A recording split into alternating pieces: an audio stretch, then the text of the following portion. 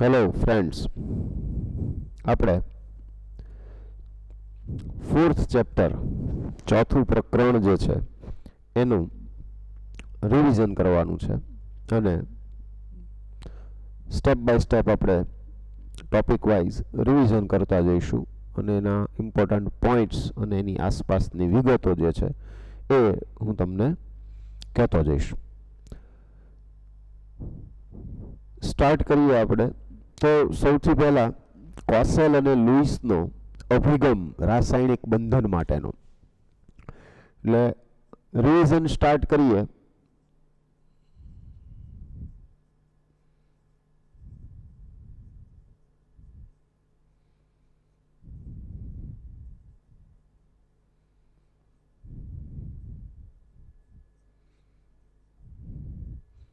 એ પહેલા જે રીતે પ્રકરણની અંદર તમને મેં વાત કરેલી એમ ફરી એક વખત યાદ કરાવું કે સમગ્ર પ્રકરણને તમે ધ્યાનમાં રાખી અને એ રીતે વિચારો કે હવે આખું પ્રકરણ ચાલી ગયું છે તો આપણે એ રીતે વિચારી શકીએ કે આખા પ્રકરણની અંદર આપણને કઈ કઈ બાબતો મહત્વની સમજાવવાનો પ્રયત્ન કરવામાં આવ્યો છે અથવા તો એ વિગતો આપવામાં આવેલી છે.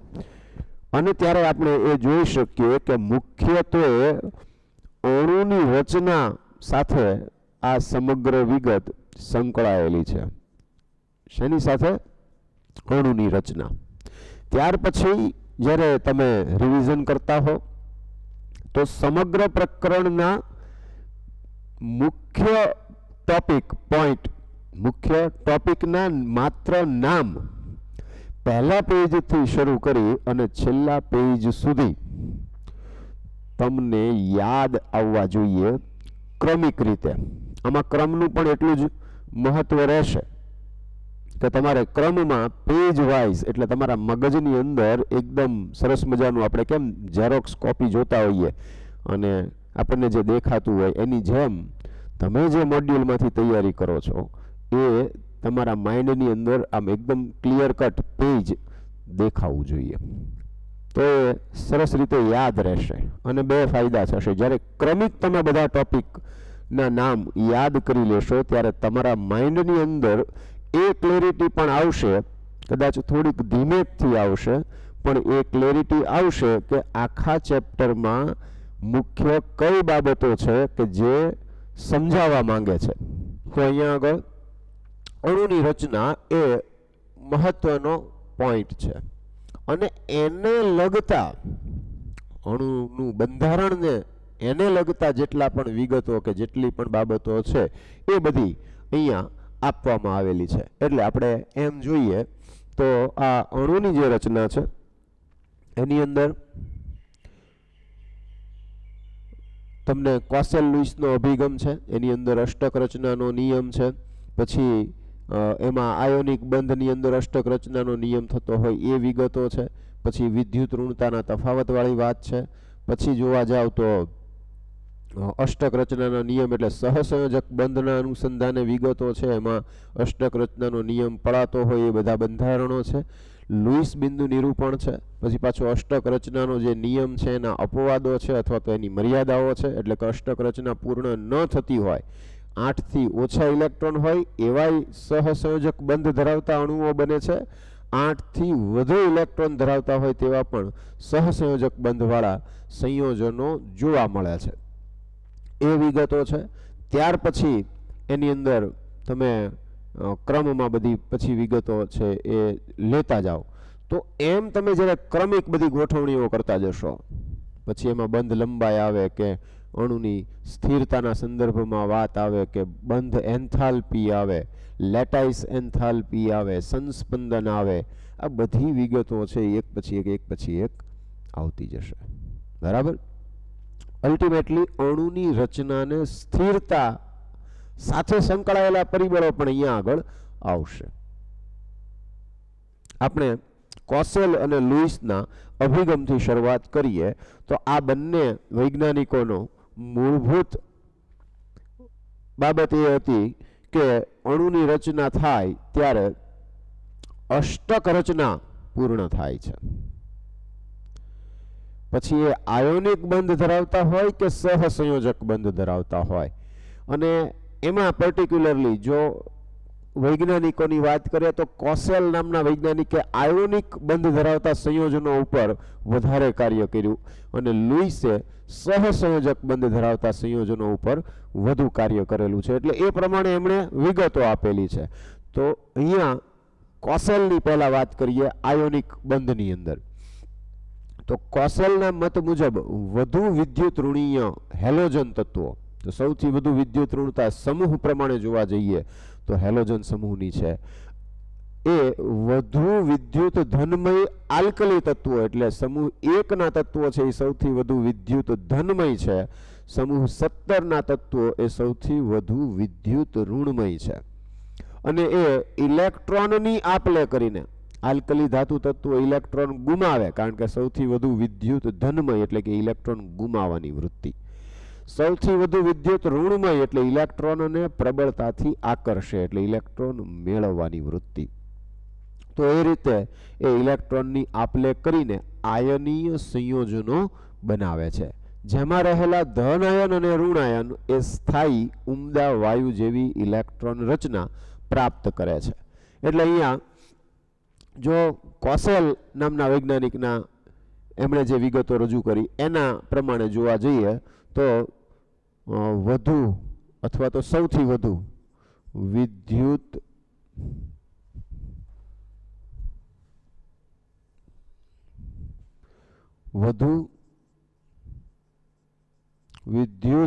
ઋણમય હેલોજન તત્વો અને વધુ વિદ્યુત ધનમય આલ્કલી ધાતુઓ. તો અહીંયા આગળ સોડિયમમાંથી સોડિયમ અને ક્લોરીન આમ છે. તો આ બંને વચ્ચેની અહીંયા Cl2 લેવું જોઈએ તો અહીંયા 2 કરી દઈએ તો અહીંયા 2NaCl સોલિડ આમ જે બને છે તો એની પ્રક્રિયા બે વચ્ચે કેવા પ્રકારે થાય છે તો કે સોડિયમ જે હોય એ સોડિયમમાંથી સોડિયમ ગેસમાં પહેલા રૂપાંતર કરે અને ત્યાર પછી એ શું બનાવશે +1 પ્લસ ઇલેક્ટ્રોન. તો એ ઇલેક્ટ્રોન ગુમાવે છે. તો અહીંયા સોડિયમમાંથી સોડિયમ +1 ઇલેક્ટ્રોન ગુમાવે એટલે કે આયનીકરણ થાય છે. આ શું થયું? આયનીકરણ થયું. એના માટે શું કરવું પડે તો કે ઉર્જા આપવી પડે. તો આયનીકરણ એન્થાલ્પી ઓછામાં ઓછી હોય અને ઇલેક્ટ્રોન પ્રાપ્તિ એન્થાલ્પી ઋણ મૂલ્ય સૌથી વધુ હોય એવા તત્વો વચ્ચે સરળતાથી આયોનિક બંધની રચના થાય. આયોનિક બંધ એટલે સૌથી વધુ વિદ્યુત ધનમય જે તત્વ છે એટલે ધન વીજભારિત આયન અને ઋણ વીજભારિત આયનો એકબીજા સાથે પ્રબળ આકર્ષણ બળથી જોડાયેલા હોય તો એ કેવા થયા? એવો બંધ છે એ આયોનિક બંધ થયો. તો સોડિયમમાંથી સોડિયમ +1 તો જો ઇલેક્ટ્રોન રચનાની વાત કરીએ તો અહીંયા નિયોન કોર 3s1 અને અહીંયા થઈ જશે neon core 3s0. Cl plus electron Cl-1 તો સોડિયમ જે ઇલેક્ટ્રોન ગુમાવે છે એ ક્લોરીન ઇલેક્ટ્રોન મેળવે છે. એટલે ક્લોરીનની ઇલેક્ટ્રોન રચના જોઈએ તો નિયોન કોર 3s2 3p5 અને અહીંયા આગળ નિયોન કોર 3s2 3p6 આમ થાય. એટલે કે આ જે છે એ આર્ગોન વાયુ જેવી નિષ્ક્રિય વાયુ જેવી ઇલેક્ટ્રોન રચના થઈ ગઈ. અહીંયા નિયોન કોર આવી ગયું 3s0 એટલે એ નિયોન વાયુ જેવી ઇલેક્ટ્રોન રચના. આમ આ બંને નિષ્ક્રિય વાયુ જેવી ઇલેક્ટ્રોન રચના પ્રાપ્ત કરી અને એકબીજા સાથે આયોનિક બંધથી જોડાય છે. એટલે કે સોડિયમ +1 પ્લસ Cl-1 એને Cl આમ બનશે. એ જ વસ્તુ સમૂહ 2 ના તત્વોમાં પણ જોવા મળી શકે કે કેલ્શિયમ જે છે તો એમાંથી કેલ્શિયમ +2 બને. સમૂહ 2 એટલે આલ્કલી ધાતુ તત્વો પછી સૌથી વધુ વિદ્યુત ધનમય તત્વો એટલે સમૂહ 2 ના તત્વો થાય. તો અહીંયા આગળ કેલ્શિયમમાંથી કેલ્શિયમ +2 ઇલેક્ટ્રોન, અહીંયા શું હોય ઇલેક્ટ્રોન રચના આર્ગોન કોર 4s2, તો અહીંયા શું થઈ જાય આર્ગોન કોર. એવી રીતે ફ્લોરિન લઈ લો તો ફ્લોરિનની ઇલેક્ટ્રોન રચના શું હોય હિલિયમ કોર 2s2 2p5, તો ફ્લોરિન છે ઇલેક્ટ્રોન મેળવે ફ્લોરિન -1 તો ઇલેક્ટ્રોન રચના કઈ થઈ જાય નિયોન કોર થઈ જાય ને, સોરી 2s2 2p6. તો આ રીતે આયોનિક બંધની જે રચના છે એની અંદર નિષ્ક્રિય વાયુ જેવી ઇલેક્ટ્રોન રચના પ્રાપ્ત થાય, ધન આયન અને ઋણ આયન બને, અને આ ધન અને ઋણ આયનો એ વિરુદ્ધ વીજભાર ધરાવતા હોવાથી એકબીજા સાથે પ્રબળ આકર્ષણ બળથી જોડાયેલા હોય છે. તો અહીંયા આ જે વાત કરીએ આપણે આયોનિક બંધની વાત કરી, બરાબર. ત્યાર પછી લુઈસે પેલું કર્નેલ વાળી કેન્દ્ર વત્તા અંદરની કક્ષાના ઇલેક્ટ્રોન વાળી વાત કરી કે જે બાહ્યતમ કોષની અંદર 8 ઇલેક્ટ્રોન હોય તો એ સ્થાયી રચના પ્રાપ્ત કરતો હોય, એટલે સોડિયમ છે એ 1 ઇલેક્ટ્રોન ગુમાવી અને અષ્ટક રચના પૂર્ણ કરે નિયોન કોર જેવી, કે Cl છે ઇલેક્ટ્રોન મેળવીને આર્ગોન કોર જેવી અષ્ટક રચના પ્રાપ્ત કરે છે.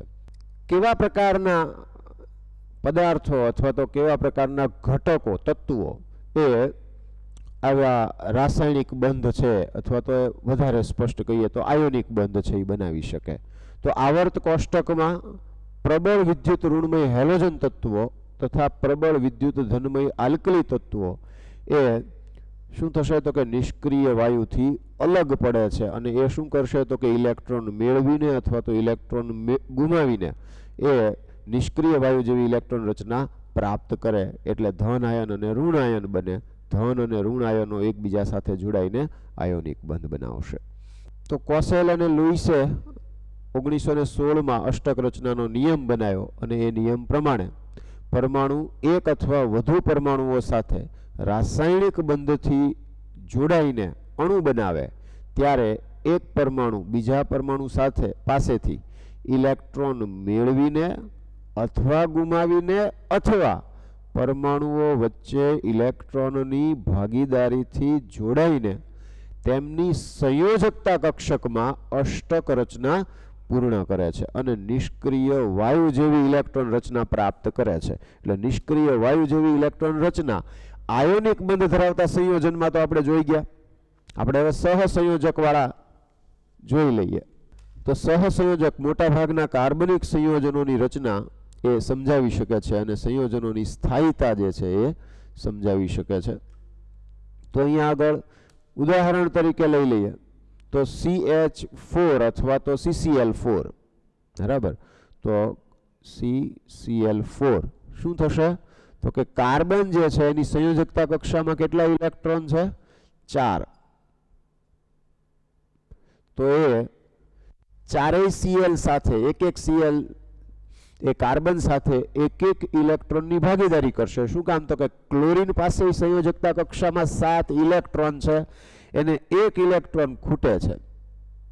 કાર્બન એને ઇલેક્ટ્રોન આપી શકે એમ નથી, તો એ શું કરશે ઇલેક્ટ્રોનની ભાગીદારી કરશે. એટલે અહીંયા એક ઇલેક્ટ્રોનની ભાગીદારી થશે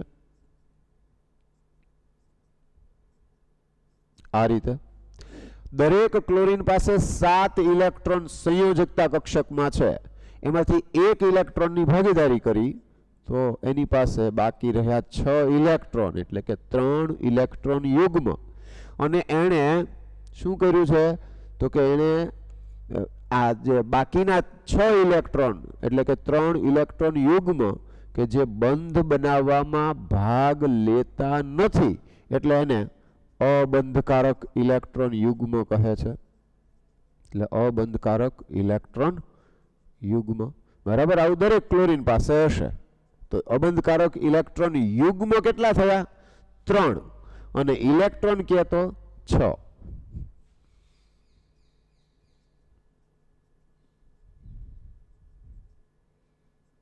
આમ થઈ જશે.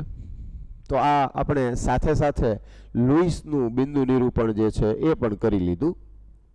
છતાં આગળ પાછા એની વાત કરીએ. સહસંયોજક બંધના પ્રકાર જોઈએ તો એ ધ્રુવીય, અધ્રુવીય અને સવર્ગ સહસંયોજક એમ 3 પ્રકાર છે.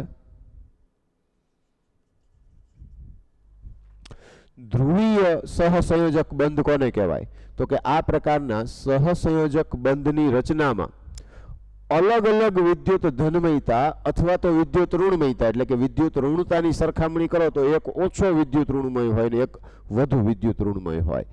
આવા તત્વના પરમાણુઓ જ્યારે ભાગીદારી કરી અને બંધની રચના કરે તો એવો જે બંધ છે સહસંયોજક બંધ એ કેવો બને? ધ્રુવીય સહસંયોજક બંધ કહેવાય. દાખલા તરીકે HF, HCl, HI, HBr, પછી એની સિવાય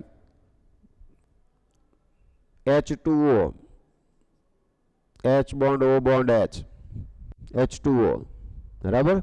તો એ રીતે અહીંયા અલગ અલગ HF, HCl, H2O આ બધા અલગ અલગ જે અણુઓ છે એ અલગ અલગ અણુઓ શું છે તો કે એ ધ્રુવીય સહસંયોજક બંધ ધરાવે છે. NH3, બરાબર, C2H5OH, તો એ ધ્રુવીય સહસંયોજક બંધ ધરાવતા હોય એવા અણુઓ છે. અધ્રુવીય કોને કહેવાય? તો કે જ્યારે એક જ તત્વના પરમાણુઓ એ સહસંયોજક બંધ બનાવતા હોય અથવા તો વિદ્યુત ઋણતાનો ખૂબ જ ઓછો તફાવત ધરાવતા અથવા તો લગભગ સરખી વિદ્યુત ઋણતા ધરાવતા તત્વો એ સહસંયોજક બંધથી જોડાય ત્યારે કેવો અણુ બને? અધ્રુવીય. એટલે એ અધ્રુવીય સહસંયોજક બંધ કહેવાશે. દાખલા તરીકે H2 કહું તો H બોન્ડ H બેયની વિદ્યુત ઋણતા સરખી. Cl2 કહું તો Cl બોન્ડ Cl બેયની વિદ્યુત ઋણતા લગભગ સરખી જ છે, કારણ કે એક જ તત્વના પરમાણુઓ છે, બરાબર. પણ કેટલાક એવા તત્વો છે કે જેમાં અંદાજે સરખી છે, એટલે કે થોડોક ફેર છે પણ એ એટલો મોટો નથી કે જેના કારણે બહુ મોટી ધ્રુવીયતા ઉત્પન્ન થતી હોય. તો એવા પણ અણુઓ જોવા મળે, પણ એમાં કેવું હોય કે બે જ તત્વના પરમાણુઓથી બનતા અણુ ન હોય, એમાં એની કરતાં વધારે હોઈ શકે. સવર્ગ સહસંયોજક બંધ, તો કે જ્યારે સહસંયોજક બંધ માટેનું જરૂરી ઇલેક્ટ્રોન યુગ્મ એક જ પરમાણુ તરફથી પ્રદાન કરવામાં આવતું હોય તો આવો જે સહસંયોજક બંધ છે એને સવર્ગ સહસંયોજક બંધ કહેવાય. દાખલા તરીકે NH3 અને H+, તો નાઇટ્રોજન પાસે અબંધકારક ઇલેક્ટ્રોન યુગ્મ છે, આની પાસે ખાલી કક્ષક છે. તો આ ઇલેક્ટ્રોન યુગ્મ આપી અને H+ સાથે જોડાય એટલે N bond H bond H bond H અને H આમ થઈ જશે, આમ થાય, બરાબર. તો આ રીતે NH4+ જે છે એ શું થયું? સવર્ગ સહસંયોજક બંધ જે છે એનું ઉદાહરણ થયું. આ N ઇલેક્ટ્રોન યુગ્મ આપે છે અને H સ્વીકારે છે, એટલે જે ઇલેક્ટ્રોન યુગ્મ આપતું હોય એ પરમાણુ તરફથી જે સ્વીકારતું હોય એના તરફ તીરની નિશાની આવે, બરાબર. અને બીજું ઉદાહરણ હજુ લેવું હોય તો BF3 પ્લસ F માઇનસ શું થાય? તો BF3 અને F માઇનસ જે છે ઇલેક્ટ્રોન યુગ્મ આપીને જોડાશે આ રીતે, બરાબર. BF4 અને બીજું શું લખાય? BF4 માઇનસ, બરાબર. આ ટ્રિપલ બોન્ડ નથી હો, આની બદલે આમ લખાય એમ, ઇક્વલ ટુ જેવી સાઇન આ પ્રકારે આવે છે આમાં, બરાબર. તો આ સવર્ગ સહસંયોજક બંધની વાત થઈ ગઈ. નિયમનિષ્ઠ ભાર અથવા તો ફોર્મલ ચાર્જ, તો એની અંદર આપણે બહુ લાંબી વિગત નહીં કરીએ, પણ હું ખાલી તમને એનું સૂત્ર યાદ કરાવી દઉં કે નિયમનિષ્ઠ ભાર અથવા તો ફોર્મલ ચાર્જ જે છે એને આપણે ટૂંકમાં FC લખીએ તો તો જે પરમાણુનો ફોર્મલ ચાર્જ તમારે ગણવાનો હોય તો એના સૌથી પહેલા શું આવે તો કે મુક્ત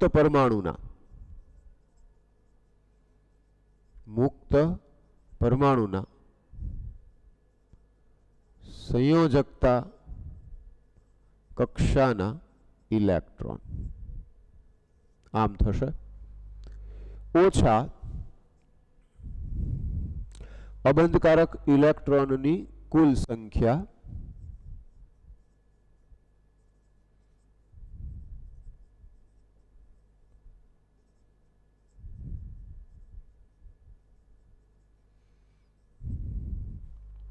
ઓછા અબંધકારક ઇલેક્ટ્રોનની કુલ સંખ્યા ઓછા 1/2 બંધકારક ઇલેક્ટ્રોનની કુલ સંખ્યા. અહીંયા યુગ્મ શબ્દ નથી વાપર્યો, ઇલેક્ટ્રોન શબ્દ વાપર્યો છે એટલે કુલ ઇલેક્ટ્રોન એમ ગણાય. દાખલા તરીકે 3 ઇલેક્ટ્રોન યુગ્મ એટલે ઇલેક્ટ્રોન 6 થયા, 1 ઇલેક્ટ્રોન યુગ્મ એટલે 2 ઇલેક્ટ્રોન. બરાબર, તો એ એક ધ્યાનમાં રાખવાનું. આ સંયોજકતા ઇલેક્ટ્રોનની કુલ સંખ્યા થઈ. બરાબર, અહીંયા આગળ અબંધકારક દાખલા તરીકે કોઈ Cl પરમાણુની તમે જ્યારે વાત કરતા હો ને ધારો કે એ એક જ બંધ બનાવે છે એટલે કે આમ છે કોઈ પણ પરમાણુ સાથે, તો એની પાસે આ રીતે કેટલા ઇલેક્ટ્રોન તો કે સંયોજકતાના ઇલેક્ટ્રોન કેટલા થાય 7, કુલ 7 હોય નોર્મલી Cl પરમાણુ હોય ત્યારે. પછી ઓછા બંધકારક ઇલેક્ટ્રોનની કુલ સંખ્યા, તો બંધકારક ઇલેક્ટ્રોન કેટલા થાય સોરી અબંધકારક ઇલેક્ટ્રોનની સંખ્યા કેટલા થાય 2 2 4 2 6 ઓછા બંધકારક ઇલેક્ટ્રોનની સંખ્યા તો કે 1/2 ગુણ્યા 2 ધારો કે એક જ બંધ બનાવે છે તો અહીંયા આગળ બીજો જે કોઈ XYZ અણુ છે પરમાણુ છે તો આમ થશે. બરાબર, લ્યો અહીંયા તમારો જવાબ આવશે આવી રીતના. બરાબર, ત્યાર પછી અષ્ટકના નિયમની મર્યાદાઓ શું કહે છે તો કે અષ્ટકનો નિયમ એવું કહે છે કે મધ્યસ્થ પરમાણુ જે હોય એની આસપાસ એ જેની સાથે બંધ બનાવતો હોય તો એમાં અષ્ટક રચના પૂર્ણ થવી જોઈએ, અથવા તો બે પરમાણુમાં સામાન્ય રીતે તો અષ્ટક રચના પૂર્ણ થતી હોય તો સહસંયોજક અણુની રચના થાય. એમનું કહેવું તો એવું હતું, કોસેલ અને લુઈસે આ નિયમ આપ્યો તો એમના મત મુજબ અષ્ટક રચના. પણ ઘણા બધા એવા અણુઓ જોવા મળ્યા કે જેમાં અષ્ટક રચના પૂર્ણ ન થતી હોવા છતાં તે સહસંયોજક બંધ જે છે એ બનાવે છે, અણુની રચના થાય છે. બરાબર, દાખલા તરીકે મધ્યસ્થ પરમાણુનું અપૂર્ણ અષ્ટક, તો જે તત્વના સંયોજકતા ઇલેક્ટ્રોન 4 કરતાં ઓછા હોય, અપૂર્ણ અષ્ટક એટલે 2 રીતે થાય, 8 કરતાં ઓછા હોય તો એ કેવું થયું અપૂર્ણ, અને વધુ પડતા ઇલેક્ટ્રોન હોય તો એ અષ્ટક રચના કરતાં વધુ ઇલેક્ટ્રોન વાળા. તો અહીંયા આગળ મધ્યસ્થ પરમાણુની આસપાસ ઇલેક્ટ્રોનની સંખ્યા 8 કરતાં ઓછી હોય તો અષ્ટક રચનાના અપવાદો એટલે અષ્ટક રચના પૂર્ણ ન થતી હોય તો ઓછા ઇલેક્ટ્રોન હોય એવું ઉદાહરણ તો કે BeCl2. કેમ તો કે બેરેલિયમ લઈ લ્યો તો અહીંયા એક ઇલેક્ટ્રોનની ભાગીદારી Cl સાથે અને આ બાજુ એક ઇલેક્ટ્રોનની ભાગીદારી Cl સાથે. બરાબર, તો બેરેલિયમ છે એની ઇલેક્ટ્રોન રચના શું તો કે બેરેલિયમ એટલે 1s2 2s2 આમ થાય. તો સંયોજકતા કક્ષામાં કેટલા ઇલેક્ટ્રોન છે 2, આ 2 ઇલેક્ટ્રોનની ભાગીદારી કરી તો કે હા, તો હવે એને પાસે કેટલા ઇલેક્ટ્રોન થયા તો કે ભાઈ જુઓ 4 ઇલેક્ટ્રોન થાય. મધ્યસ્થ પરમાણુની હું વાત કરું છું, I am talking about this portion only, બેરેલિયમની વાત કરું છું. તો એમાં મધ્યસ્થ પરમાણુ પાસે તો કેટલા ઇલેક્ટ્રોન થયા માત્ર 4. એનો અર્થ એમ કે અષ્ટક રચના પૂર્ણ થતી નથી. તો જો અષ્ટક રચના પૂર્ણ નથી થતી છતાંય અણુની રચના તો થાય છે, BeCl2 આપણને મળે છે, સ્થાયી છે. તો એ કેમ સ્થાયી છે એ સમજાવી શકતા નથી. બરાબર, પછી આની અંદર એકી ઇલેક્ટ્રોન અણુઓ એટલે જેમાં એકી સંખ્યામાં ઇલેક્ટ્રોન આવતા હોય, તો એકી ઇલેક્ટ્રોનની સંખ્યા અણુઓ એટલે નાઇટ્રિક ઓક્સાઇડ અને નાઇટ્રોજન ડાયોક્સાઇડમાં એનો અષ્ટક રચનાનો નિયમ જે છે એ પડાતો નથી. કેવી રીતે? તો કે જુઓ, NO લઈ લો તમે, તો NO ની અંદર નાઇટ્રોજન છે એની સંયોજકતા કક્ષામાં કેટલા ઇલેક્ટ્રોન? 5. કેટલા ઓક્સિજન સાથે બંધ બનાવશે? તો કે આ રીતે 2. કેટલા નાઇટ્રોજન પાસ બાકી રહ્યા? તો કે 3. બરાબર? તો અહીંયા આગળ તમે ગણી શકો 2, 2, 4 ને 3, 7 ઇલેક્ટ્રોન થયા, 8 થતા નથી. ઓક્સિજન લઈ લો આ બાજુ, તો ઓક્સિજનના 2 ઇલેક્ટ્રોનની ભાગીદારી થઈ તો હજુ 2 ઇલેક્ટ્રોન છે. તો નાઇટ્રોજન જે છે આમાં ઇલેક્ટ્રોન કેટલા થયા? 7. અને આ જે છે આમાં કેટલા ઇલેક્ટ્રોન થાય? 8. એટલે એક બાજુ અષ્ટક રચના પૂર્ણ થાય છે પણ એક બાજુ થતી નથી. બરાબર? તો નાઇટ્રિક ઓક્સાઇડમાં, નાઇટ્રોજન ડાયોક્સાઇડમાં વાત કરીએ, NO2, નાઇટ્રોજન ડાયોક્સાઇડ. તો NO2 ની અંદર ઓક્સિજન જે છે એક બાજુએ, તો અહીંયા 2 ઇલેક્ટ્રોન નાઇટ્રોજનના છે, એટલે કેવો બંધ થયો? સવર્ગ સહસંયોજક. અહીંયા 1 ઇલેક્ટ્રોન, અહીંયા 2 ઇલેક્ટ્રોનની ભાગીદારી. આમ થાય. અગેઇન આમાં શું થયું? તો કે આની જ્યારે વાત કરતા હોય ત્યારે, સોરી, આ ઓક્સિજન લઈ લઈએ આમાં. બરાબર? તો ઓક્સિજનમાં અષ્ટક રચના પૂર્ણ, જુઓ 8 ઇલેક્ટ્રોન. પણ જ્યારે નાઇટ્રોજનની વાત કરો તો ગણો 4 ને 2 6 ને 1 7 ઇલેક્ટ્રોન. અને જો હું આની ઓક્સિજનની વાત કરું તો પાછા એમાં 8 ઇલેક્ટ્રોન થઈ જાય. બરાબર? તો એ રીતે અહીંયા NO2 જે છે એમાં મધ્યસ્થ પરમાણુ નાઇટ્રોજન પાસે 1 ઇલેક્ટ્રોન રહે, અને આ 1 ઇલેક્ટ્રોનની અપાકર્ષણ અસરને કારણે NO2 અણુ, આપણે રિવિઝન કરીએ છીએ એટલે થોડીક એક્સ્ટ્રા વાત કરી લો કે NO2 અણુ જે છે એ NO2 અણુ આ રીતે શું કરે છે? કોણીય રચના ધરાવે છે, રેખીય રચના ધરાવતો નથી. કેવી રચના છે એની? કોણીય. શેના કારણે? આ એક સિંગલ ઇલેક્ટ્રોન જે છે એની અપાકર્ષણ અસરને કારણે. બરાબર? લગભગ 132 ડિગ્રી કે એવું કંઈક મૂલ્ય છે આનું. બરાબર? કારણ કે અહીંયા સિંગલ ઇલેક્ટ્રોન છે. બરાબર? ત્યાર પછી CO ની વાત કરો તો CO ની અંદર CO જે છે એ, તો એમાં એની ઇલેક્ટ્રોન રચના જે છે C ટ્રિપલ બોન્ડ O એમ આપણે કહેતા હોઈએ છીએ, તો ત્યાં પણ એવું જ થશે કે એક કેવો આવશે? સવર્ગ સહસંયોજક બંધ આવશે. બરાબર? તો CO ની રચના આપણે લુઈસ બિંદુ નિરૂપણમાં એ દર્શાવેલું છે. ત્યાર પછી વિસ્તૃત અષ્ટક રચના PCl5, તો ફોસ્ફરસ, તો ફોસ્ફરસ જે છે એની સંયોજકતા કક્ષામાં આપણને ખ્યાલ છે કેટલા ઇલેક્ટ્રોન છે? કેટલા છે? 5. અને એ 5 Cl સાથે જ્યારે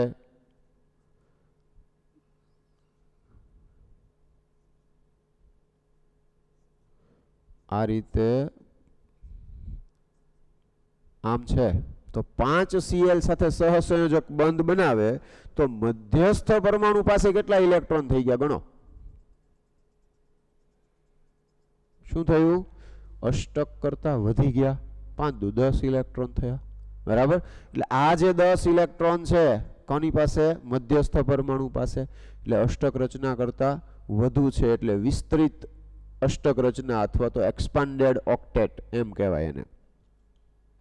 એટલે છતાંય સ્થાયી અણુની રચના થાય છે. એટલે અષ્ટકનો નિયમનું પાલન નથી થતું છતાંય સ્થાયી અણુ મળે છે. SF6 લઈ લ્યો, બરાબર. તો હવે SF6માં આવું બધું ના દોરીએ તો S બોન્ડ F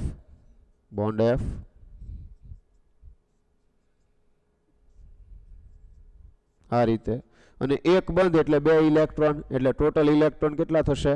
મધ્યસ્થ પરમાણુ સલ્ફર પાસે 12 ઇલેક્ટ્રોન થાય. અષ્ટક રચના કરતા ઇલેક્ટ્રોન વધી ગયા અને છતાંય સ્થાયી અણુ મળે છે. એટલે હજુ અણુની રચના માટે પ્રોપર યોગ્ય કહી શકાય એવી સમજૂતી આવી નહીં. અષ્ટક રચનાની મદદથી સમજાવવાનો પ્રયત્ન થયો, પણ એ એક મર્યાદિત ભાગ હતો કે આટલા અણુઓમાં સમજાવી શકાય છે. છતાંય કેટલા બધા અણુઓ એવા હતા કે જેની અંદર આ નિયમનું પાલન નહોતું થતું, છતાંય એવા અણુઓની રચના જોવા મળતી હતી. એટલે કે પ્રેક્ટિકલી મળે છે, પણ તમે અષ્ટકના નિયમની મદદથી સમજાવી શકતા નથી. બરાબર. તો આ અષ્ટક રચનાના નિયમની મર્યાદા થઈ. પછી અષ્ટકના નિયમની અન્ય ખામીઓમાં શું કહી શકાય? તો ઓક્સિજન, હવે ઝેનોન, ક્રિપ્ટોન, તમે નિષ્ક્રિય વાયુઓની વાત કરો છો કે નિષ્ક્રિય વાયુ જેવી ઇલેક્ટ્રોન રચના પ્રાપ્ત થાય એટલે સૌથી સ્થાયી થઈ જાય. પણ તમે જેને સૌથી સ્થાયી કહો છો કે જે બીજા કોઈ સાથે પ્રક્રિયા ન કરવો જોઈએ એ જ બીજા સાથે પ્રક્રિયા કરીને સ્થાયી અણુ બનાવતો હોય તો લોચો પડી જાય ને ભાઈ. કેવી રીતના કહી શકો કે ભાઈ અષ્ટકનો નિયમ છે એના ઉપરથી આવ્યો હતો કે ભાઈ નિષ્ક્રિય વાયુ જેવી ઇલેક્ટ્રોન રચના, નિષ્ક્રિય વાયુ જેવી શું કામ? તો કે સૌથી વધુ સ્થાયી છે. કેમ? તો કે જો કોઈની જોડે પ્રક્રિયા જ નથી કરતા, સ્થિત પ્રજ્ઞ છે, કોઈની જોડે પ્રક્રિયા નહીં કરવાની. પણ એવાય ક્યારેક ક્યારેક પ્રક્રિયા કરી લે, બરાબર ને? આપણે કહીએ જ ને ઓલી મેનકા આવીને વ્રત ભંગ કરાવી જાય ઋષિનું. એમ ઝેનોન અને ક્રિપ્ટોન આ બંને એવા તત્વો છે કે એના અમુક જ તત્વો સાથે, બધા સાથે નથી પ્રક્રિયા કરતા, પણ એ ફ્લોરિન અને ઓક્સિજન આ બે તત્વો છે જેની સાથે એ પ્રક્રિયા કરતા હોય છે. તો આ બેમાં XeF2 છે, ક્રિપ્ટોન લઈ લો તો KrF2 છે, બરાબર. ઝેનોન XeOF2 છે અથવા તો XeO3 છે, બરાબર. તો આ પ્રકારના સંયોજનો બનાવે છે કે જેમાં અષ્ટકના નિયમનું પાલન થવાની તો કોઈ શક્યતા જ નથી. સમજો ને, કારણ કે એમાં અષ્ટક રચના ઓલરેડી હતી જ તે. હવે એ બંધ બનાવે તો એ અષ્ટક રચના કરતા તો ઇલેક્ટ્રોન વધી જ જવાના છે. આ સિવાયની મહત્વની ખામીઓ જો જોઈએ તો અષ્ટકનો નિયમ અણુનો આકાર સમજાવી નથી શકતો કે આ અણુ કોણીય છે કે આ અણુ સમચતુષ્ફલકીય છે કે ત્રિકોણીય પિરામિડલ છે. આવી જે વિગત છે કે જે પ્રેક્ટિકલી આપણને અણુની રચના ખબર પડી કે આનો આકાર આવો છે, પણ થિયોરેટિકલી આપણે અષ્ટકના નિયમની મદદથી એ વસ્તુ સમજાવી શકતા નથી. તો એની મર્યાદા છે. આ અણુઓ છે એની સાપેક્ષ સ્થાયીતા પણ સમજાવી નથી શકતા. એટલે કે કોઈ અષ્ટકનો નિયમ પાલન નથી થતું છતાંય અણુની રચના છે કે જે થાય છે સ્થાયી છે, તો એ પણ સમજાવી શકતા નથી. કેટલાક કિસ્સામાં એક જ સમૂહના તત્વોમાં અષ્ટક રચના પૂર્ણ થઈ હોવા છતાં પણ મધ્યસ્થ પરમાણુના કદના વધારા સાથે સ્થાયીતા ઘટે છે. આ વિગત પણ નથી સમજાવી શકતા. દાખલા તરીકે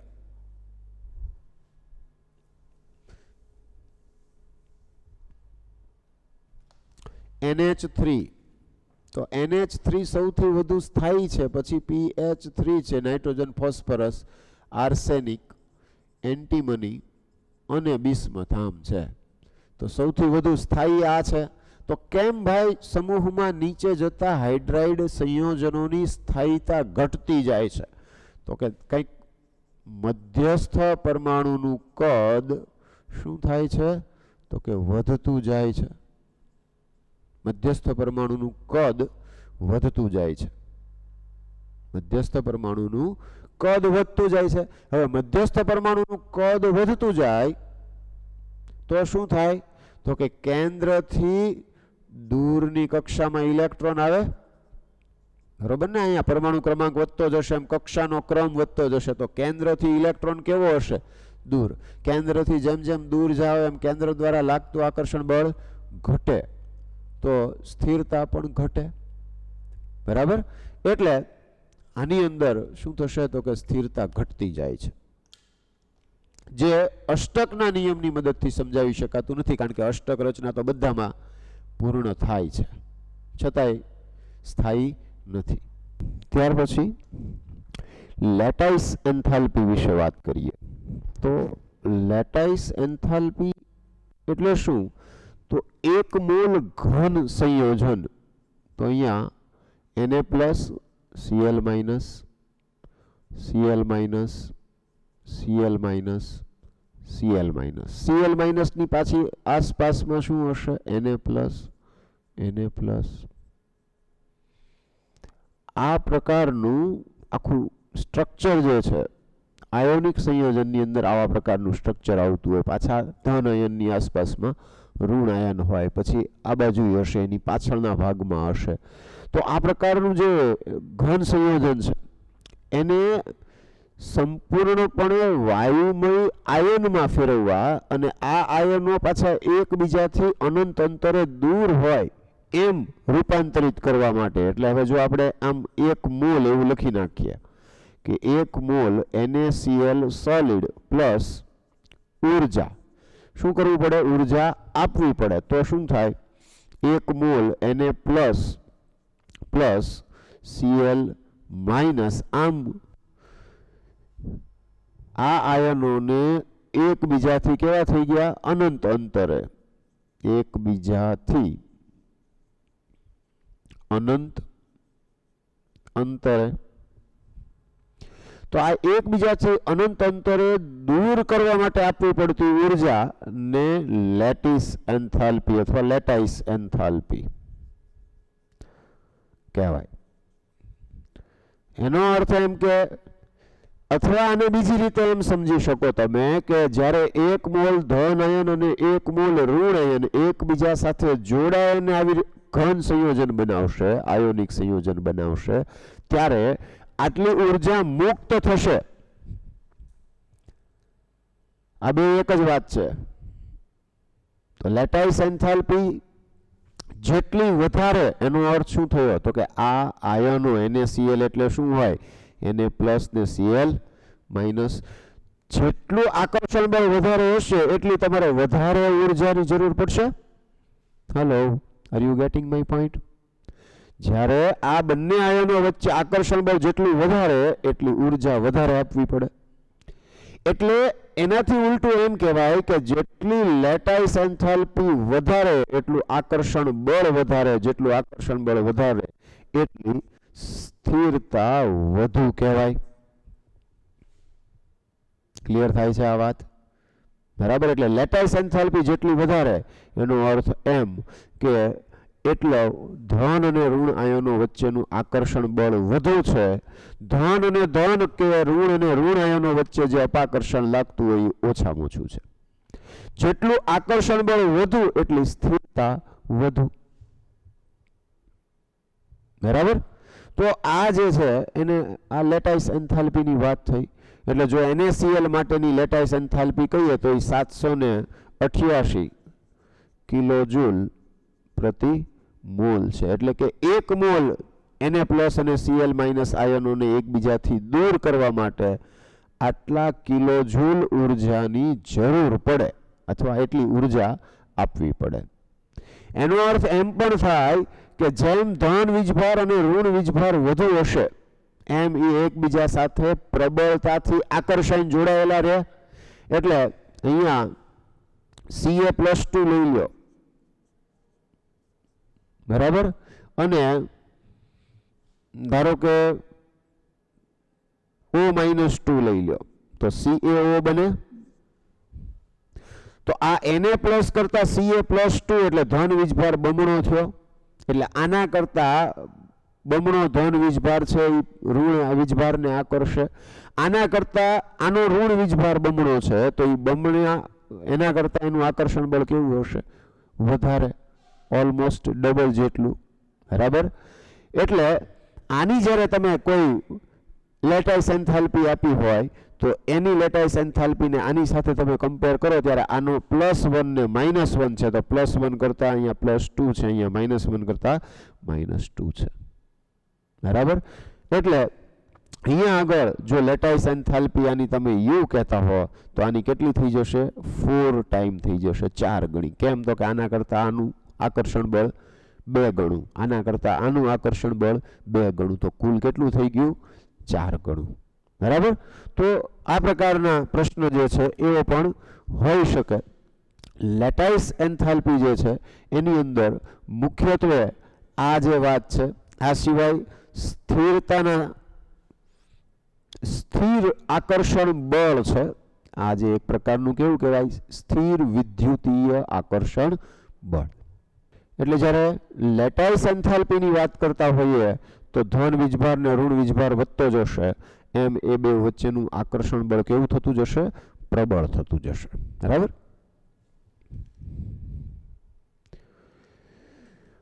બંધ લંબાઈ.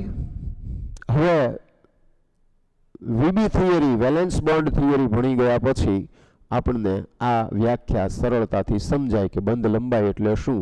તો કે અણુમાં બંધથી જોડાયેલા પરમાણુઓના કેન્દ્રો વચ્ચેના સંતુલિત અંતરને બંધ લંબાઈ કહે છે. તો બે પરમાણુઓના કેન્દ્રો વચ્ચેનું સંતુલિત અંતર કે જ્યાંથી બે પરમાણુ વધારે નજીક જાય તો અપાકર્ષણ વધી જાય ને દૂર જાય તો આકર્ષણ વધી જાય, આ અંતર સંતુલિત અંતર થયું. અને આ જે અંતર છે એને શું કહેવાય?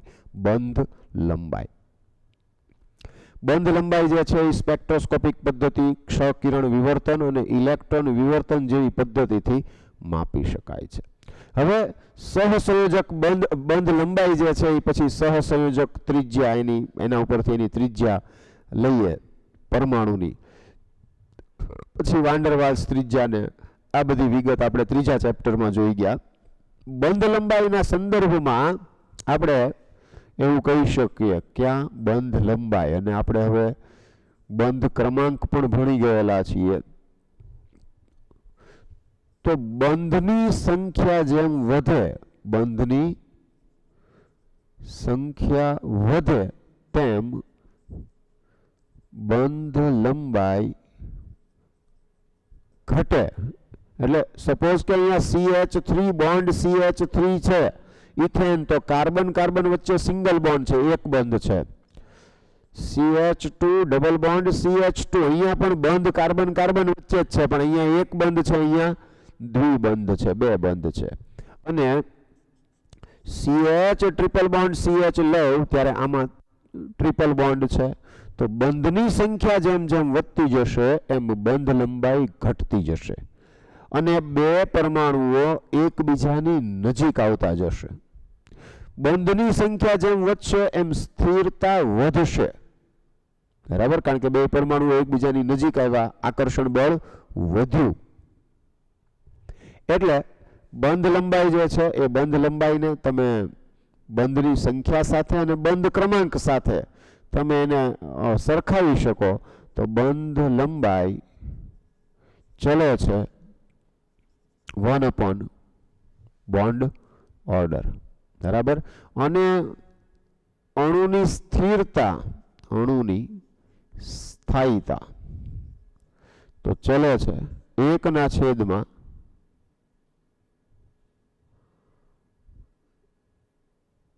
બંધ લંબાઈ. આમ થઈ જાય, વ્યસ્ત ચલનમાં આવે. શું કામ? તો કે બંધ લંબાઈ વધે, સ્થિરતા ઘટે, બંધ લંબાઈ ઘટે, સ્થિરતા વધે. યાદ કરો આપણે NH3 વાળું એનું ઉદાહરણ હતું, PH3, બરાબર, નાઇટ્રોજન, આર્સેનિક, એન્ટીમની. આમ જે હતું, શું કામ આવું હતું? કારણ કે જેમ આમ જાવ એમ શું થાય? બંધ લંબાઈ વધે. બંધ લંબાઈ વધે તો બંધને પરમાણુના કેન્દ્રનું આકર્ષણ બળ ઓછું લાગતું હોય તો બંધને તોડવા માટે ઉર્જા ઓછી જોઈએ, તો બંધ ઝડપથી તૂટે. એનો અર્થ કે એની સ્થિરતા કેવી છે? ઓછી છે. ખ્યાલ આવે? એટલે અણુની સ્થિરતા અને બંધ લંબાઈ જે છે એને પણ આ રીતે તમે સરખાવી શકો. આ એક ઉદાહરણ છે કે મધ્યસ્થ પરમાણુનું કદ છે એ વધતું જાય છે, એટલે બંધ લંબાઈ વધી અને બંધ લંબાઈ વધી તો સ્થિરતા ઘટી, એટલે સ્થિરતાનો ક્રમ આપણે આમ બતાવ્યો હતો, બરાબર. H2O બંધ કોણ, H bond O bond H, H2O છે તો H2O જે છે તો H bond O bond H તો બંધ કોણ એટલે મધ્યસ્થ પરમાણુની આસપાસ રહેલા બંધકારક ઇલેક્ટ્રોન યુગ્મ ધરાવતી કક્ષકોની વચ્ચેના ખૂણાને બંધ કોણ કહે છે. આ બંધકારક ઇલેક્ટ્રોન યુગ્મ થયું, આ બંધકારક ઇલેક્ટ્રોન યુગ્મ થયું. તો આ બંધકારક ઇલેક્ટ્રોન યુગ્મ ધરાવતી કક્ષકો વચ્ચેનો જે ખૂણો છે એને શું કહેવાય? બંધ કોણ. બંધ કોણને અંશમાં દર્શાવાય છે, જે સ્પેક્ટ્રોસ્કોપિક પદ્ધતિની મદદથી માપી શકાય વગેરે વગેરે. આપણે બંધ કોણ વિશે આગળ વાત કરવાની જ છે. બંધ એન્થાલ્પી વાયુરૂપ પદાર્થમાંના એક મોલ બંધને તોડવા માટે આપવી પડતી ઉર્જાને બંધ ઉર્જા કહે છે, જેનો એકમ કિલો જૂલ પ્રતિ મોલ છે. એટલે શું? તો કે દાખલા તરીકે H2 ગેસ છે તો આ H2 ગેસની અંદર H બોન્ડ H છે તો આ H બોન્ડ H ની બંધ એન્થાલ્પી જે છે ડેલ્ટા H, તો આ જે ડેલ્ટા H કેટલું થાય? 435.8 કિલો જૂલ પ્રતિ મોલ. એટલે શું? તો કે એક મોલ H બોન્ડ H બંધને તોડવા માટે 435.8 કિલો જૂલ ઉર્જા આપવી પડે. પછી એમ જ્યાં આગળ તમને બંધ એન્થાલ્પી દર્શાવી હોય એનો અર્થ એવો થાય કે એવા એક મોલ બંધને તોડવા માટે એટલી ઉર્જા આપવી પડે, બરાબર. CH4 અણુ હોય આમ તો આમાં delta H of C bond H એમ જ્યારે આપ્યું હોય લગભગ 394 કે એવું કંઈક છે, મને એક્ઝેક્ટ વેલ્યુ યાદ નથી એટલે લખતો નથી હું.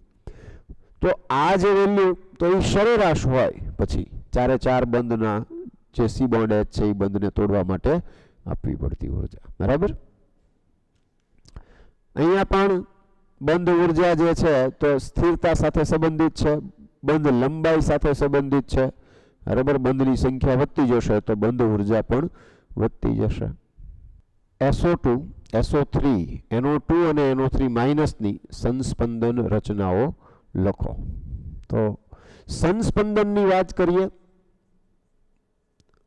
સંસ્પંદન છે એ વિગતે જીવોસીની અંદર આપણે કેવા પ્રકારના અણુઓની અંદર સંસ્પંદન થાય, એની પરિસ્થિતિઓ કઈ કઈ હોય, કેવા પ્રકારે શું ફેરફાર થશે, બરાબર, કક્ષકોમાં આ બધી જ ડિટેલ છે એ ત્યાં આગળ આપણે વધારે સરસ રીતે એક્ઝામ્પલ બહુ બધા લઈ અને ત્યાં શીખવાનું છે. એટલે અહીંયા મેં તમને અકાર્બનિકના સંદર્ભમાં જેટલું આપેલું છે મેં તમને એટલું જ કરાવ્યું છે. સ્થિરતાના સંદર્ભમાં પણ ત્યાં આગળ વધારે વિગતો આપેલી છે, પણ કેટલીક મહત્વની વિગતો સંસ્પંદનના સંદર્ભમાં સમજો કે સામાન્ય અણુ અને સંસ્પંદન અણુમાં જેમાં સંસ્પંદન થતું હોય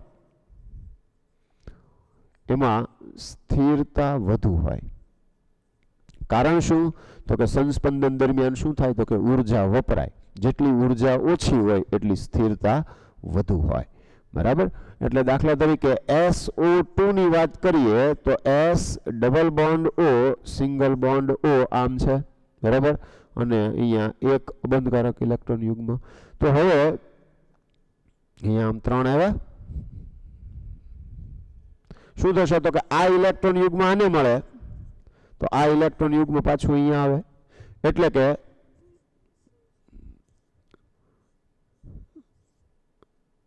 આમ થઈ ગયું.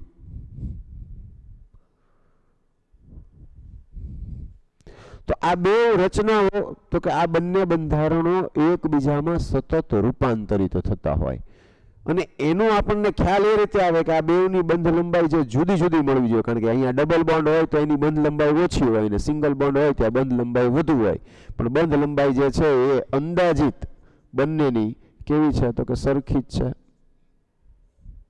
તો આવું કેમ થયું કે બેની બંધ લંબાઈ સરખી થઈ? તો કે અહીંયા આગળ સંસ્પંદન થયું એટલે, બરાબર. તો એ રીતે 1 2 અને 3 આમ થયું. તો આ ફાઇનલી આપણને આ બંધારણ મળે છે. એટલે આ જે છે એ આંશિક દ્વિબંધ બે સાઈડ બતાવે છે અને આ બંધ સતત પોતાનું સ્થાન બદલે છે, જેના કારણે શું થશે તો કે એની ઉર્જા ઘટશે. આમથી આમ દોડાદોડી કરતો હોય તો ઉર્જા ઘટી જાય ને. આ બંધ આ બાજુ દોડીને જાય, પાછો આ જો ને આમ જાય ને આમ આવે. આમ દોડાદોડી કરતો હોય તો શું થશે? ઉર્જા ઘટશે. ઉર્જા ઓછી થશે તો સ્થિરતા વધશે. બરાબર. તો એ રીતે SO2 નું ઉદાહરણ છે. SO3 નું ઉદાહરણ પણ આ જ પ્રકારે તમે સમજાવી શકો કે અહીંયા આગળ S double bond O bond O bond O. બરાબર. તો અહીંયા આગળ double bond single bond double bond એવા પ્રકારની રચના હોય અથવા તો આવી રીતના આ બે સવર્ગ સહસંયોજક બંધ છે એટલે અબંધકારક ઇલેક્ટ્રોન યુગ્મ પછી આવતા હોય તો ત્યાં શું થશે? સંસ્પંદન થશે. હવે એક વખત અહીંયા ડબલ બોન્ડ થાય, પાછા આ બે વચ્ચે સિંગલ બોન્ડ થાય, પછી અહીંયા ડબલ બોન્ડ થાય ને આ બેમાં સિંગલ બોન્ડ આવે, સવર્ગ સહસંયોજક બંધ. તો એ રીતે અહીંયા સંસ્પંદન થશે. તો અલ્ટિમેટલી હું અહીંયા આગળ આવું લખી શકું કે ભાઈ અહીંયા આગળ એ ડબલ બોન્ડ છે, અહીંયા એક ડબલ બોન્ડ છે અને અહીંયા પણ ડબલ બોન્ડ છે. બરાબર. તો અહીંયા આ SO3 જે છે એ અણુની રચનામાં પણ શું થાય છે? સંસ્પંદન જોવા મળે છે. તો સંસ્પંદનને કારણે સ્થિરતા વધશે અને બંધ લંબાઈ જે હશે એમાં ફેરફાર જોવા મળશે. એ ડબલ બોન્ડ અને સિંગલ બોન્ડની વચ્ચેની મળશે. એટલે જેટલું સંસ્પંદન વધુ હોય એટલી સ્થિરતા વધારે હોય. NO2 ની વાત કરીએ જો તો N double bond O single bond O અને એક ઇલેક્ટ્રોન આમ હશે. બરાબર. તો અહીંયા આગળ આ NO2 ની રચના, અહીંયા આગળ આમ અબંધકારક ઇલેક્ટ્રોન યુગ્મ હશે, આમ થાય, આ બાજુ આવશે. બરાબર. તો આ અહીંયા આવી જશે એટલે કે અહીંયા ડબલ બોન્ડ છે ત્યાં સિંગલ બોન્ડ ને સિંગલ બોન્ડ છે ત્યાં ડબલ બોન્ડ, આમ થઈ જશે આ રીતે. બરાબર. અને તો કે એવી પણ શક્યતા રહે ને કે ભાઈ આના જે ઓક્સિજન છે એમાં એક સિંગલ ઇલેક્ટ્રોન રહે અને નાઇટ્રોજન ઉપર અબંધકારક ઇલેક્ટ્રોન યુગ્મ બને. તો એવું પણ શક્ય છે. એટલે અહીંયા આગળ N આ ડબલ ઇલેક્ટ્રોન યુગ્મ, જ્યારે અહીંયા જે ઓક્સિજન સાથેનો બંધ છે એમાં આમ થાય. એટલે કે બે ઇલેક્ટ્રોન નાઇટ્રોજનની બદલે શું થયું? ઓક્સિજન અને નાઇટ્રોજનના બેના એક એક ઇલેક્ટ્રોન. તો ઓક્સિજન પાસે સિંગલ ઇલેક્ટ્રોન આવ્યો અને અહીંયા આગળ ડબલ બોન્ડ છે, આમ થશે. બરાબર. એવું જ બીજા ઓક્સિજન ઉપર થાય. અહીંયા ડબલ બોન્ડ O આવે તો અહીંયા આગળ સિંગલ બોન્ડ O આમ થશે. બરાબર. પછી NO3 -1 છે તો એ પણ તો આપણે આ બધા કરાવ્યા જ છે. પણ અહીંયા આગળ આ પ્રકારે સંસ્પંદન જોવા મળે છે. એટલે અમુક સમયે સિંગલ ઇલેક્ટ્રોન હોય, અમુક સમયે ઇલેક્ટ્રોન યુગ્મ હોય અને એના કારણે આમાં આપણને શું જોવા મળશે? કોણીય આકાર એનો NO2 જે છે એનો જોવા મળશે. સંસ્પંદન સૂત્રો ઉપરથી કઈ બાબતો જાણવા મળે? તો કે સંસ્પંદન સૂત્રો અણુને સ્થાયી બનાવે છે. કારણ કે સંસ્પંદન ની ઉર્જા એ કોઈ પણ સંસ્પંદન સૂત્રો કરતા ઓછી હોય છે. એટલે કે આ અલગ અલગ બંધારણો જે દર્શાવીએ પછી આપણે ડોટેડ લાઈનથી જે દર્શાવીએ ને એ સંસ્પંદન સંકરની ઉર્જા થઈ, એ બંધારણની ઉર્જા એમ. તો એ કેવી હશે? ઓછી હશે. એટલે કે આની એકલાની ઉર્જા લ્યો, આની એકલાની ઉર્જા લ્યો, આની ઉર્જા લ્યો કે આની ઉર્જા લ્યો, તો આ સંસ્પંદન સૂત્રો અથવા તો સંસ્પંદનીય બંધારણો થયા. અને એ સંસ્પંદનીય બંધારણો ઉપરથી જ્યારે તમે આવું બંધારણ લખશો, આમ જે લખશો તો આ સંસ્પંદન સંકર બંધારણ થયું અને એની જે ઉર્જા છે તો એ આ બધા કરતાં કેવી હશે? આની ઉર્જા ઓછી હશે. જેમ સંસ્પંદન સૂત્રોની સંખ્યા વધારે એટલે સંસ્પંદનીય બંધારણો જેટલા વધારે એમ સ્થિરતા વધે. બરાબર. અને સંસ્પંદન સૂત્રો એકંદરે બંધ ખાસિયતની સરાસરી કરે છે એટલે કે આપણને એનું જે સંસ્પંદન સૂત્રો આ જે બંધારણ લખીએ સંકર બંધારણ જે એ કેવું હોય? સરાસરી એટલે કે આ બધા જે બંધમાં ફેરફાર થાય છે એના અનુસંધાને આપણે આમ આંશિક દ્વિબંધ એમ દર્શાવ્યું. Now next important topic and that is polarity of bonds. દ્વિધ્રુવ ચાક માત્રા. દ્વિધ્રુવ ચાક માત્રા તો દ્વિધ્રુવ ચાક માત્રા mu is equal to તો mu જે છે એને આપણે q into d એટલે કે q એટલે શું? તો કે વીજભાર. બરાબર. હવે અહીંયા આગળ છે ને બધા ઈ પણ લખે છે, ક્યારેક એની સંજ્ઞા ડેલ્ટાથી દર્શાવાય છે. આ બધી એક જ વાત છે. મૂળ તો વીજભાર એને ગુણ્યા ધન અને ઋણ ભારના કેન્દ્રો વચ્ચેનું અંતર. આ સરસ રીતે લખ્યું છે જુઓ. ધન અને ઋણ ભારના કેન્દ્રો વચ્ચેનું. હું અહીંયા થોડોક શબ્દ સુધારી નાખું કે સદિશ અંતર. કેવું હશે? એ સદિશ અંતર તમારે લેવાનું છે અને કુલ લેવાનું છે. ધ્રુવીયતા જે છે એને ફરી વખત પાછા આપણે યાદ કરી લઈએ કે દ્વિધ્રુવ ચાક માત્રા જે છે એ ક્યારે આવે? તો કે જ્યારે કોઈ પણ અણુ ધ્રુવીય હોય તો દ્વિધ્રુવ ચાક માત્રાની વાત કરવાની થાય. તો ધ્રુવીયતા ક્યારે ઉદ્ભવે? તો કે જ્યારે બે જુદી જુદી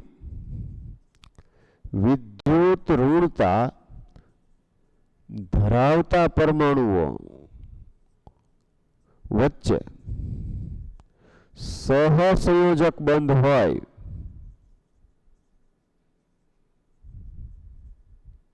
તો શું થશે? એ સહસંયોજક બંધ હોય તો એમાં ધ્રુવીયતા ઉદ્ભવશે અને ધ્રુવીયતા ઉદ્ભવે તો એમાં એની ધ્રુવીયતા જે છે એને આપણે દ્વિધ્રુવ ચાક માત્રા વડે દર્શાવીએ છીએ. તો ધ્રુવીભવનને કારણે અણુ દ્વિધ્રુવ ચાક માત્રા ધરાવે છે એમ પણ કહેવાય. એટલે mu is equal to q into d. અને એનો એકમ આ જે mu જે છે તો એનો એકમ જે છે એ d છે, d બાય.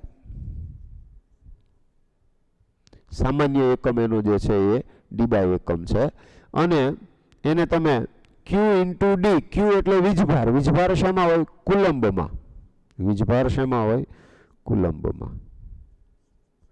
અને ડિસ્ટન્સ જે છે એ SI એકમ પ્રમાણે જાઓ તો મીટરમાં હોય. તો તમારો જે એનો એકમ જે છે એ c કુલંબ ઇન્ટુ મીટર થાય. Coulomb into metre. પણ 1 d બાય આપણે જે લઈએ તો એ 1 d બાય અને આ કુલંબ ઇન્ટુ મીટર વચ્ચેનો સંબંધ જે છે એ શું આવે? તો કે એ 3.33 એને ગુણ્યા 10⁻³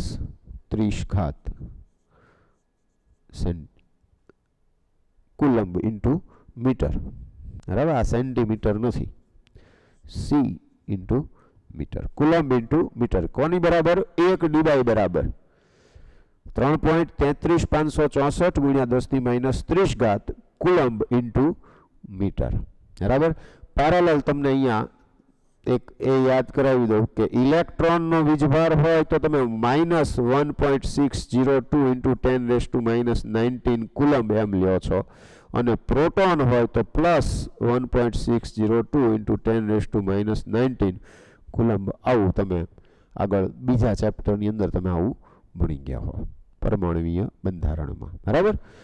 તો આ એક જસ્ટ તમારી નોલેજ માટે, જાણકારી માટે તમને મેં આ વાત કરી દીધી. બરાબર.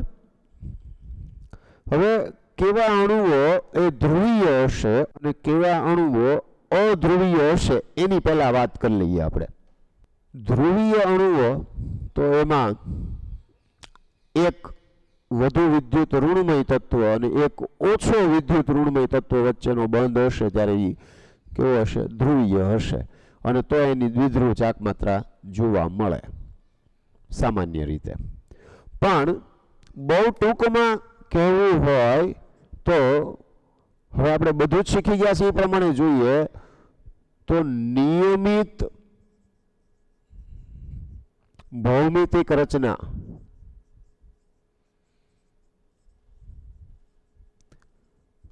ધરાવતા અને હવે આવું ક્યારે હશે તો કે મધ્યસ્થ પરમાણુ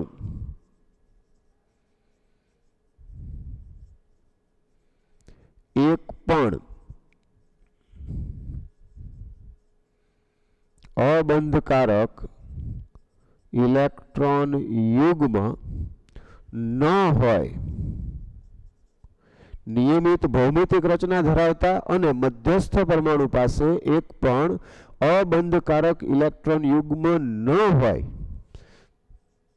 તેવા અણુઓની દ્વિધ્રુવ ચાક માત્રા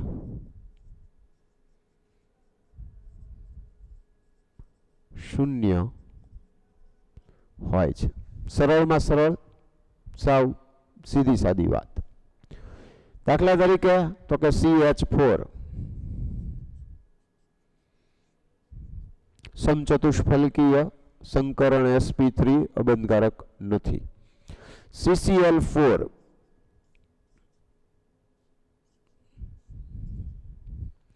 sp3 સંકરણ અબંધકારક ઇલેક્ટ્રોન યુગ્મ નથી, સમચતુષ્ફલકીય રચના. BF3 sp2 સંકરણ અબંધકારક ઇલેક્ટ્રોન યુગ્મ નથી. BeCl2 કે BeF2 કે BeH2 અબંધકારક ઇલેક્ટ્રોન યુગ્મ નથી, sp સંકરણ નિયમિત ભૌમિતિક રચના. અને આવા ઘણા બધા.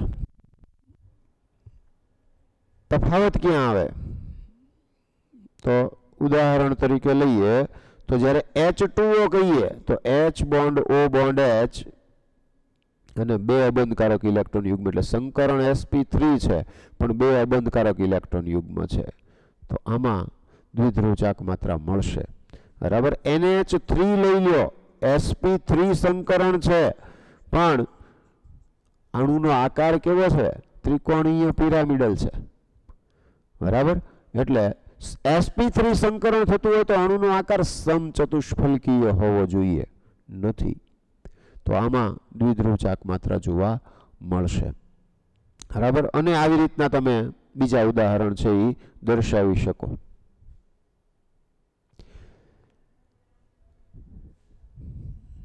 HCl, HF, HI કે HBr આ બધાની અંદર તમને દ્વિધ્રુવ ચાક માત્રા છે એ જોવા મળશે. બરાબર. પછી વધારે અને ઓછી એમ ક્યારે આવશે? દાખલા તરીકે NH3 ની જોડે NF3 લઈએ.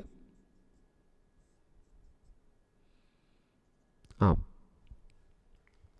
અને આ બેની સરખામણી કીધી તો NF3 માં બંધની ધ્રુવીયતાની દિશા, બરાબર, બંધની ધ્રુવીયતાની દિશા કઈ તરફ છે? નાઇટ્રોજન થી ફ્લોરિન તરફ છે. એટલે ધ્રુવીયતા અલગ અલગ દિશામાં છે એટલે દ્વિધ્રુવ ચાક માત્રા ઘટે. અહીંયા ધ્રુવીયતા કેવી છે? એક જ દિશામાં છે. ધ્રુવીયતા એક જ દિશામાં છે એટલે શું થશે? બધી ધ્રુવીયતા એક પરમાણુ ઉપર એકઠી થાય છે એટલે એની દ્વિધ્રુવ ચાક માત્રાના મૂલ્યમાં વધારો થાય એટલે એની દ્વિધ્રુવ ચાક માત્રા ઊંચી જોવા મળશે. બરાબર. તો આ કેટલીક વિગતો. H2O માં એવું જ થાય, હાઇડ્રોજન થી ઓક્સિજન તરફ હોય ધ્રુવીયતાની દિશા એટલે ઓક્સિજન ઉપર એકઠી થાય ધ્રુવીયતા એટલે એમાં દ્વિધ્રુવ ચાક માત્રાનું મૂલ્ય ઊંચું જોવા મળે. ક્લિયર? પછી કેટલાકમાં એ ધ્યાન રાખવાનું કે દાખલા તરીકે CCl4 છે પણ આમાં કોઈ એક પરમાણુ બદલાતો જાય. કેવી રીતે? તો કે C બોન્ડ H અને અહીંયા આમ આવે તો હવે શું થયું હોય, આ બધામાં CCl4 કે CH4 જે છે એમાં દ્વિધ્રુવ ચાક માત્રાનું મૂલ્ય શૂન્ય મળવાનું કારણ શું? તો કે આ C બોન્ડ H નો જે સદિશ સરવાળો છે D એ કેટલો આવે? 0 આવે. પણ અહીંયા શું થશે? અહીંયા D is not equal to 0. કેમ? તો કે આ જે એક બંધ જે છે એની બંધ લંબાઈ જે આવતી હશે એના મૂલ્યો બાકીનાથી કેવા પડશે? જુદા પડશે. એટલે નોટ ઇક્વલ ટુ 0 થશે. એટલે આની દ્વિધ્રુવ ચાક માત્રાનું મૂલ્ય મળે. પછી એ બદલાતું જાય, C બોન્ડ H આવે, જેમ જેમ Cl દૂર કરતા જાવ ને H ઉમેરતા જાવ એમ. બરાબર? તો અહીંયા આ વિશિષ્ટ એટલા માટે કે અહીંયા sp3 સંકરણ છે, અબંધકારક ઇલેક્ટ્રોન યુગ્મ નથી અને તેમ છતાંય દ્વિધ્રુવ ચાક માત્રાનું મૂલ્ય શૂન્ય થતું નથી. તો કારણ બરાબર સમજ્યા? આમાં શું કામ થાય છે? કારણ કે બંધનો જે સદિશ સરવાળો લઈએ એ શૂન્ય થઈ જતો હોય એના કારણે આવા અણુઓ જે છે એની દ્વિધ્રુવ ચાક માત્રાનું મૂલ્ય શૂન્ય જોવા મળે. પણ આમાં પરમાણુઓ જો બદલાઈ જાય એટલે બે એમના એમ રહ્યા, બે બદલાણા કે એક બદલાણો, ત્યારે એની દ્વિધ્રુવ ચાક માત્રાનું મૂલ્ય જે છે એ શૂન્ય નહીં થાય. બરાબર? BeH2 કે BeCl2 કે BeF2. બરાબર? તો એને આપણે આ રીતે દર્શાવી શકીએ કે BeCl2 છે તો બંધની ધ્રુવીયતાની દિશા શું થઈ? Be થી Cl તરફ, Be થી Cl તરફ. એટલે એનું મેં તમને આગળ કહ્યું એમ કે D જે છે એ કેવો થશે? 0. કુલ સદિશ અંતર જે છે એ શૂન્ય થશે. અથવા ઘણી વખત એવું પણ કહેતા હોય છે કે પરસ્પર એ ધ્રુવીયતા જે છે એ નષ્ટ કરે છે, એકબીજાથી વિરુદ્ધ દિશામાં છે માટે. કેટલાક ઉદાહરણ તમને આપેલા છે. અણુનો પ્રકાર AB જોઈએ એટલે બે જ પરમાણુથી બનતો અણુ હોય, HF, HCl, HBr, HI. ભૌમિતિક આકાર આપેલો છે અને એનું દ્વિધ્રુવ ચાક માત્રાનું મૂલ્ય પણ આપેલું છે. વિદ્યુત ઋણતા જેમ જેમ ઘટતી જશે એમ દ્વિધ્રુવ ચાક માત્રાનું મૂલ્ય ઘટતું જશે. જોઈ લો, HF, HCl, HBr ને HI માં તમે એ વસ્તુ જોઈ શકો. H2 0 થઈ જશે, વળી પાછું H2O, H2S. બરાબર? CO2 માં 0 કારણ કે C ડબલ બોન્ડ O અણુનો આકાર રેખીય. AB3, NH3, NF3, BF3 નો પાછો 0 થઈ જાય. CH4, CHCl3 માં મળ્યો, CCl4 0 છે. બરાબર? દ્વિધ્રુવ ચાક માત્રાની અગત્યતા તો એ અણુની ધ્રુવીયતા નક્કી થાય. અણુની દ્વિધ્રુવ ચાક માત્રાનું મૂલ્ય શૂન્ય હોય તો એ અણુ અધ્રુવીય બને અને જો μ ઇઝ નોટ ઇક્વલ ટુ 0 હોય તો અણુ ધ્રુવીય બને. CO2 અને CS2 જેવા રેખીય અણુ, CS2 પણ કેવો છે? રેખીય છે. C double bond S, C double bond S. જ્યારે H2O કોણીય છે એટલે એની દ્વિધ્રુવ ચાક માત્રા હોય. આયોનિક લાક્ષણિકતા જે છે એનું મૂલ્ય આપણે જાણી શકીએ. Percentage ionic character, percentage of ionic character. તો એ પ્રાયોગિક દ્વિધ્રુવ ચાક માત્રાનું મૂલ્ય છેદમાં સૈદ્ધાંતિક દ્વિધ્રુવ ચાક માત્રાનું મૂલ્ય એને ગુણ્યા 100 કરવાથી આપણને શું મળશે? આયોનિક લાક્ષણિકતા. જેટલી વધારે હોય એટલે એનામાં આયોનિક લક્ષણ વધારે છે અને આયોનિક લાક્ષણિકતા ઓછી હોય તો એનો બીજો અર્થ એવો થાય કે એમાં સહસંયોજક લાક્ષણિકતા વધુ છે.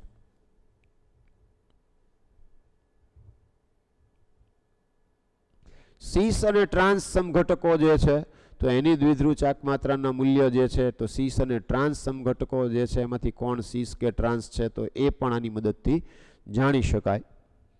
સામાન્ય રીતે ટ્રાન્સ કરતા સીસ સમઘટકની દ્વિધ્રુવ ચાક માત્રા વધુ હોય છે. બરાબર?